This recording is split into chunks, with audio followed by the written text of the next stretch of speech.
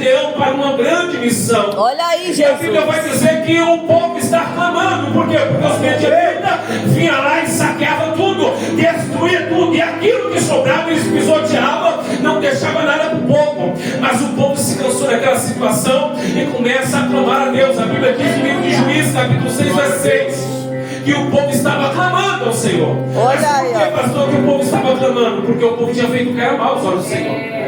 Quando Josué está para morrer, Josué vai dizer: não se aparte do Senhor, não deixe o caminho do Senhor, não deixe de andar na presença do Senhor. Vocês vão escolher, mas eu e a minha casa nós serviremos ao Senhor. Aleluia! Está lá no livro de Josué, no seu capítulo 15, verso 24.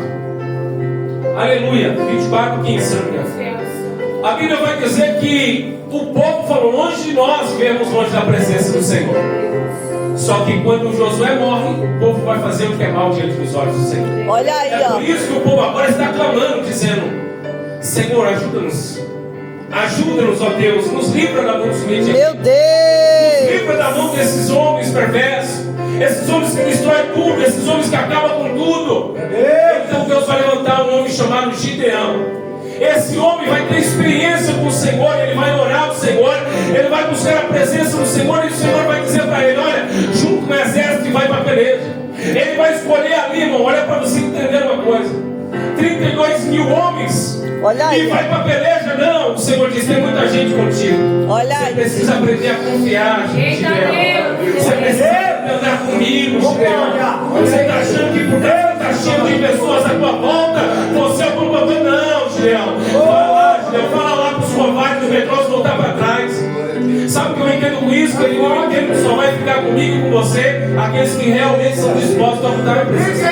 Glória a A Deus. Bíblia diz que voltou 22 mil homens, covardes e medrosos. Por que isso, pastor?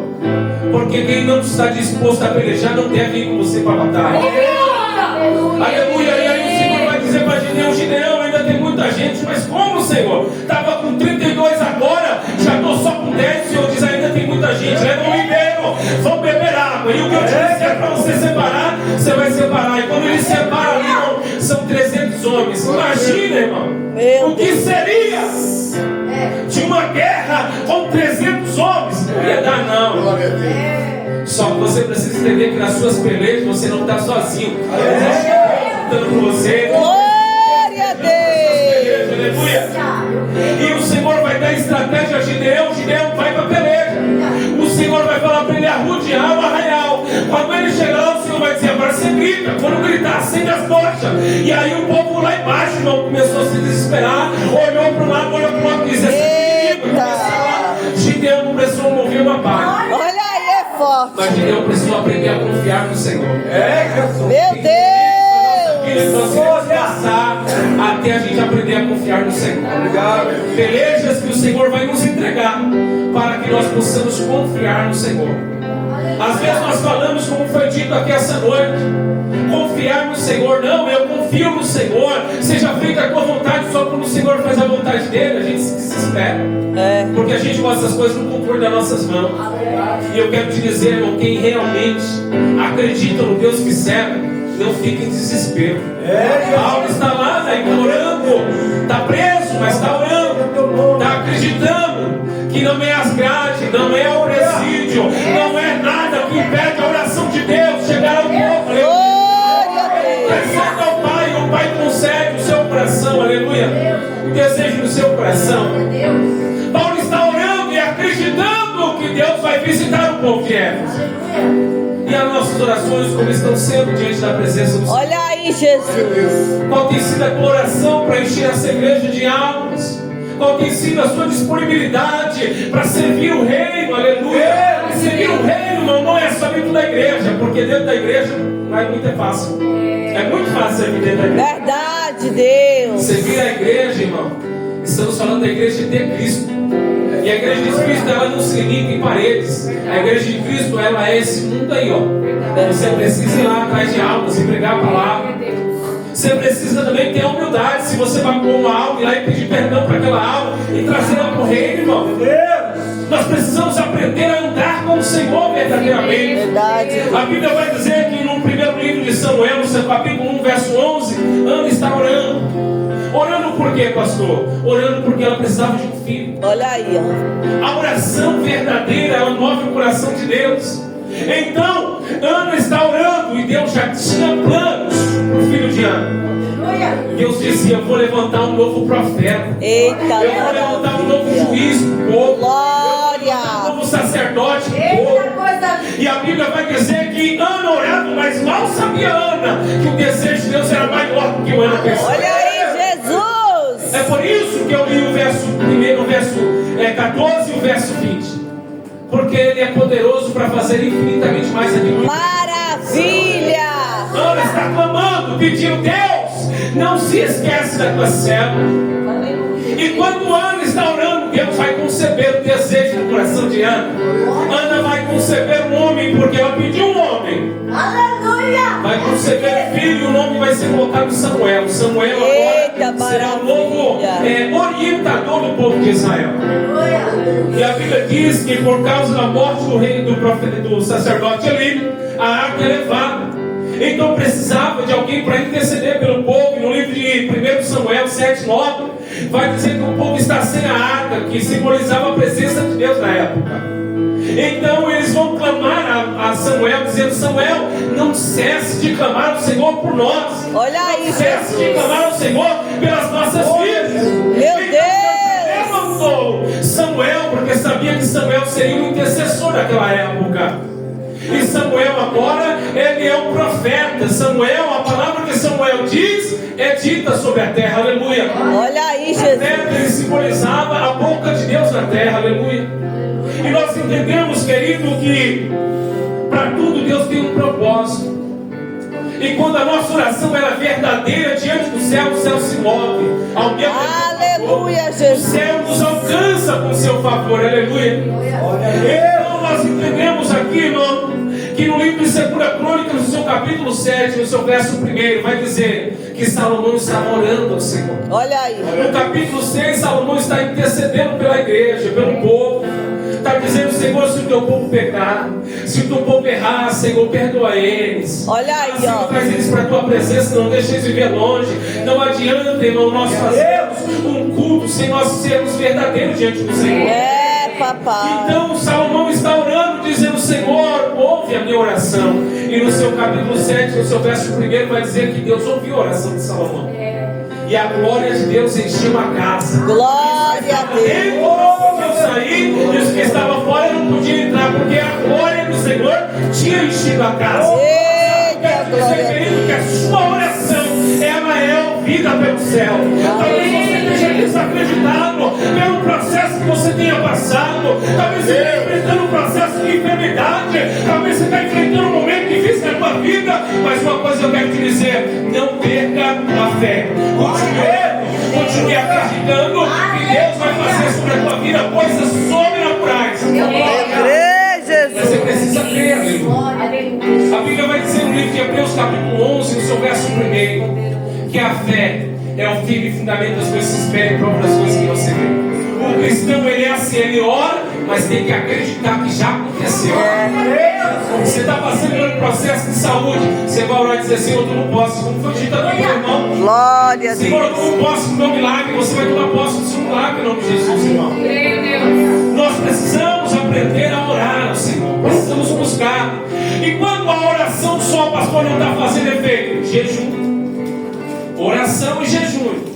A Bíblia vai dizer no livro de Neemias, capítulo 1, verso 4, que Neemias, ele está ali e chega uma pessoa até ele e ele pergunta: como é que estão as coisas, Neemias? Ou como é que estão as coisas lá em Jerusalém? Ele diz: a coisa está difícil. Olha aí. Lá os muros foram derrubados, as portas foram queimadas de fogo. E a Bíblia diz que aquilo mexeu com o coração de Neemias.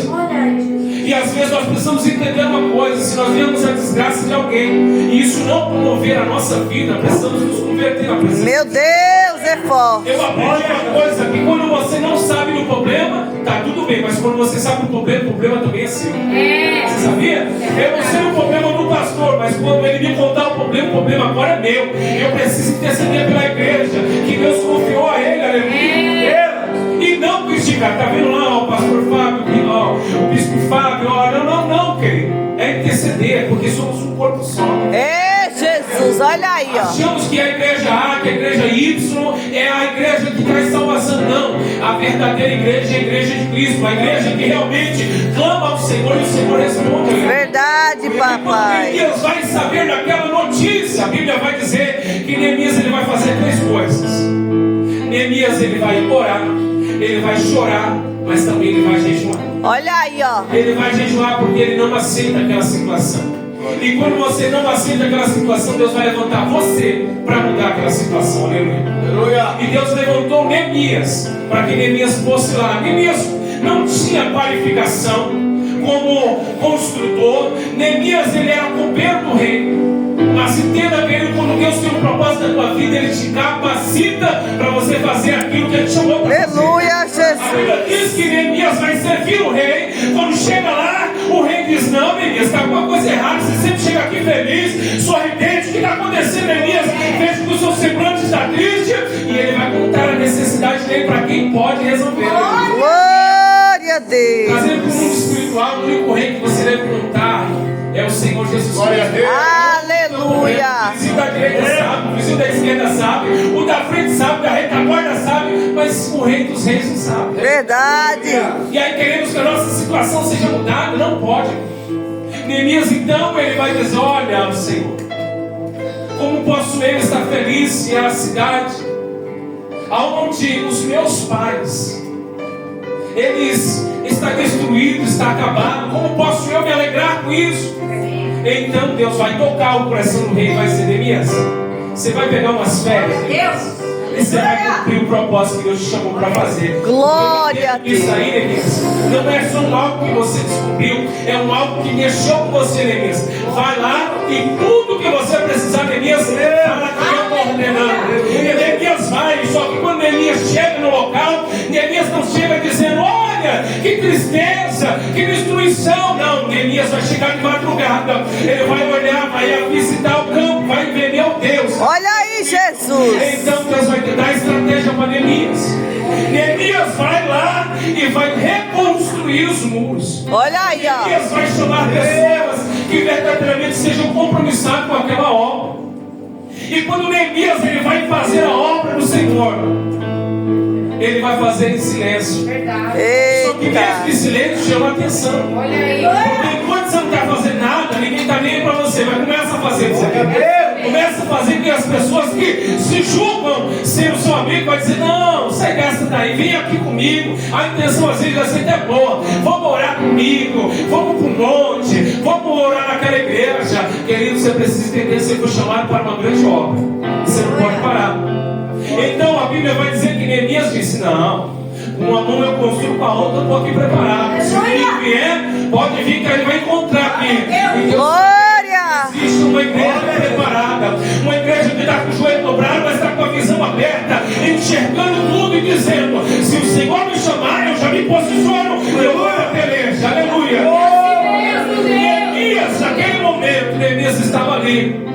Neemias deixa só um pouco, ele diz: não, estou numa grande obra, não posso parar. Eita E glória. às vezes nós, como cristãos, estamos em uma grande obra, aí chega alguém e diz: vai para a minha igreja.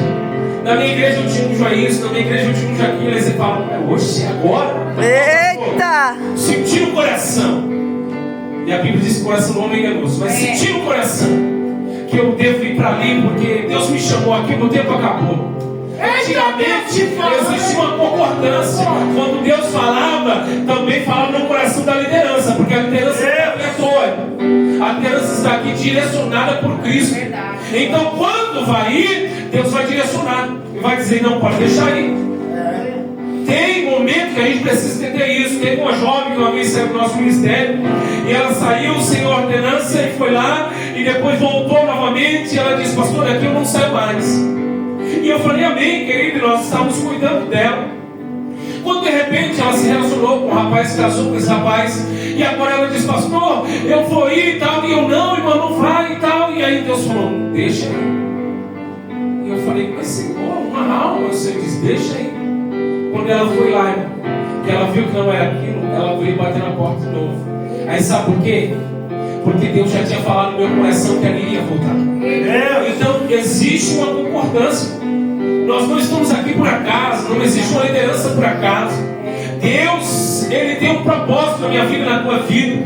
Nós precisamos acreditar. E Paulo está, quando Paulo estava solto, Paulo era um grande problema para Roma, Paulo era um grande problema para a humanidade, mas Paulo agora está preso. Nós calamos Paulo? Não. A Bíblia vai dizer no Atos, Apóstolos capítulo 16, verso 16, que Paulo está preso, né? Ali Paulo e Silas estão presos, e ali eles foram açoitados, né? Porque eles expulsaram o demônio de uma mulher. E quando eles estão aprisionados, a Bíblia vai dizer que eles começam a quê?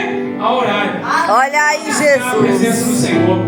Às vezes nós precisamos entender que a oração, irmão, ela não tem barreira. A oração, ela chega até o trono do Senhor. Glória a Deus. Você não precisa ficar lembrando do Senhor. Senhor, eu preciso de uma caneta. Aí depois, Senhor, eu preciso de uma caneta. Depois, Senhor, eu preciso de uma caneta. Não, irmão, já orou? Acredita que a caneta vem. Aleluia. Acredita. O problema é que a gente está fazendo a oração repetitiva.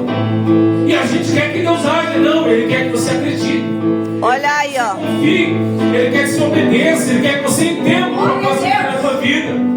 E na nossa vida não é diferente. Paulo, ele vai nos dar essa orientação. Estou preso, mas a minha oração ela passa daqui.